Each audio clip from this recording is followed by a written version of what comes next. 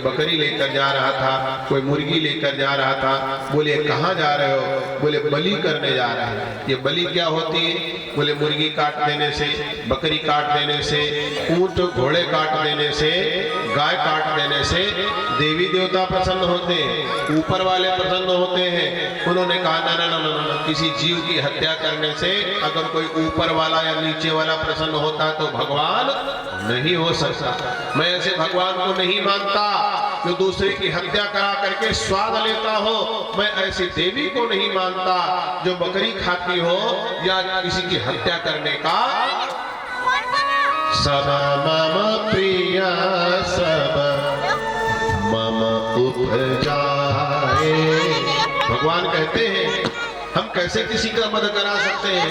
सब मम प्रिय सब मम उपजाए, सब मम प्रिय सब मम उपजाए, सबते अधिक मनुज मोहि भाए, सबते अधिक मनुज मोहि भाए, सब मम प्रिय सब मम उपजाए, सब मम प्रिय सब मम उपजाए, सबते अधिक मनुज मोहि भाए, सबते अधिक मनुज मोहि भाए। भगवान के सब प्रिय है, भगवान ने सबको उत्पन्न किया है। एक का गला काट कर भगवान कैसे खुश हो सकता है? आपके बच्चे हैं, आप किसी एक बच्चे को मार कर कैसे प्रसन्न हो सकते हैं? बुद्ध भगवान ने कहा ऐसा कोई भगवान हो ही नहीं सकता, ऐसी कोई देवी हो ही नहीं सकती, होती होगी तो हमको नहीं मानना। लोगों ने कहा ये बात वेद में लिखी है, पुराणों में लिखी है, ग्रंथों में लिखी है, तुम्हारी बात सत्य नहीं है, बहुत पहले से होता चला आ रहा है। बुद्ध भगवान ने कहा जिन वेदों में, जिन पुराणों में, जिन ग्रंथों में ऐसा लिखा है उनको हम नहीं मानते, और जो लोग ऐसा करते चले आ रहे हैं उनको भी हम नहीं मानते। हम तो ये मानते हैं कि चोरी नहीं करना है, हम ये मानते हैं ब्रह्मचर्य से रहना है, हम ये तो मानते हैं हिंसा नहीं करनी है, हम तो मानते हैं झूठ नहीं बोलना। इतना विराट सनातन परंपरा, उन्होंने वेद नहीं माना, अवतार नहीं माना, कर्मकांड नहीं माना, तो भी विष्णु भगवान के अवतार कहे गए। ये है अपनी सनातनी परंपरा, क्योंकि उद्देश्य अच्छा था। यदि उद्देश्य अच्छा है, धर्म की स्थापना करना उद्देश्य है, तो आप किसी भी तरीके से कुछ भी पहने, कुछ भी करें, कुछ भी व्यवस्था बनाए, आपकी पूजा होगी। परमपूज्य गुरुदेव ने यही किया। गायत्री मंत्र जोर से कहा, परंपरा नहीं जोर से कहने। गायत्री मंत्र सबको दे दिया, परंपरा नहीं होने की।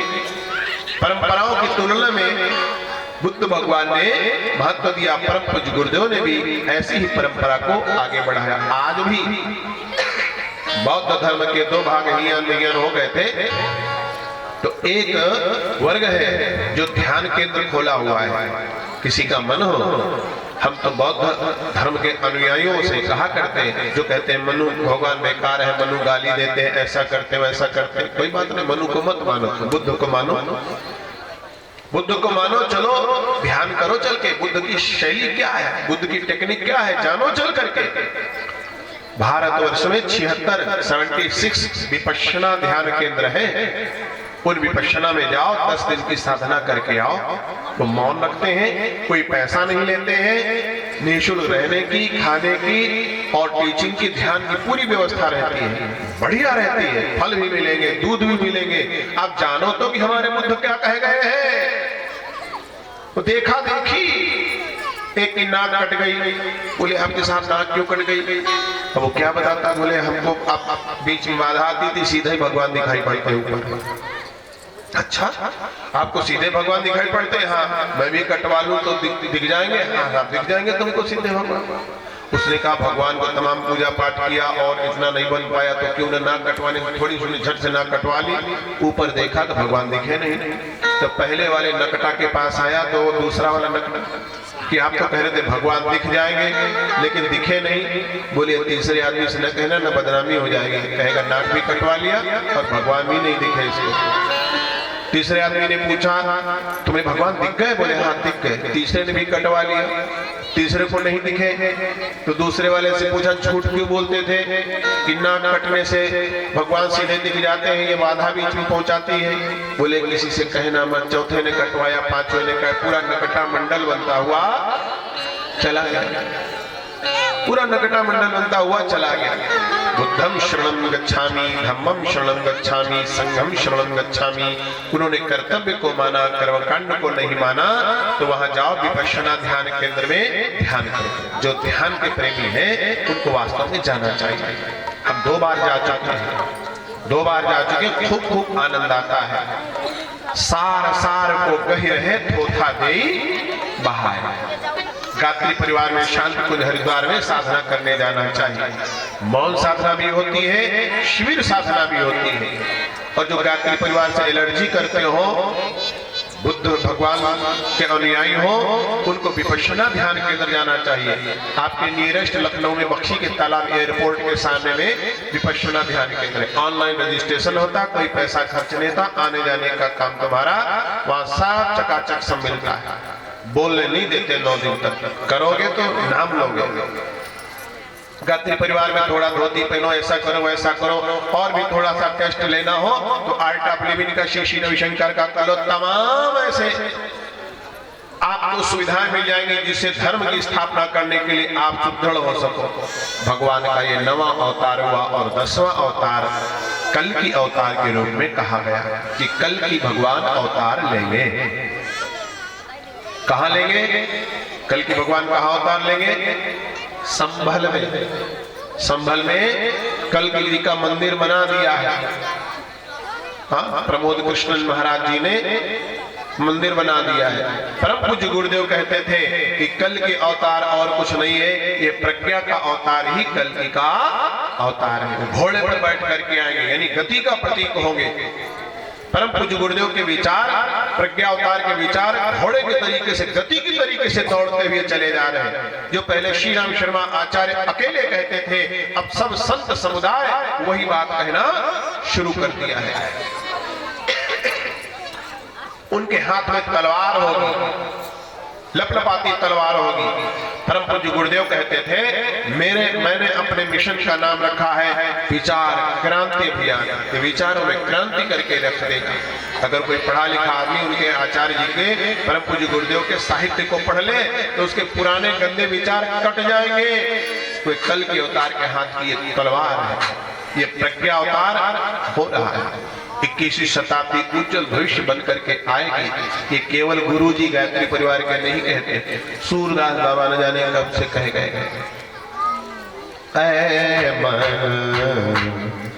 काहे न धीर धरे,